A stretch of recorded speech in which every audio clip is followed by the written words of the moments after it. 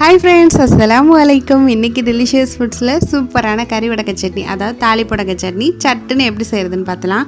5 மினிட்ஸில் செஞ்சிடலாம். ஆனால் டேஸ்ட்டு ரொம்ப சூப்பராக இருக்கும். கண்டிப்பாக ட்ரை பண்ணி பாருங்கள். ஒரு துண்டு தேங்காய் குட்டி குட்டியாக கட் பண்ணி வச்சுருக்கேன். 2 ஸ்பூன் கறி வடகம், 2 காஞ்ச மிளகா, ஒரு சின்ன நெல்லிக்காய் சைஸ் புளி எடுத்துக்கலாம்.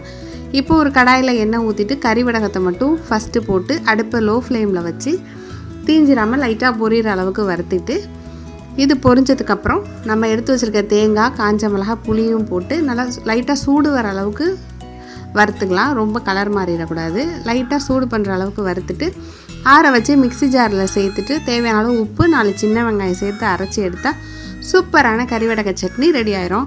இது இட்லி, தோசை, வெறும் சாப்பாடில் கூட போட்டு சாப்பிட்லாம். பலாசோறு எல்லாத்துக்குமே நல்லாயிருக்கும். கண்டிப்பாக ட்ரை பண்ணி பார்த்துட்டு எப்படி இருந்துச்சுன்னு கமெண்ட் பாக்ஸில் கமெண்ட் பண்ணுங்கள். பிடிச்சிருந்தால் லைக் பண்ணுங்கள், ஷேர் பண்ணுங்கள், சப்ஸ்கிரைப் பண்ணி கொஞ்சம் சப்போர்ட் பண்ணுங்கள். தேங்க்ஸ் ஃபார் வாட்சிங். அஸ்ஸலாமு அலைக்கும்.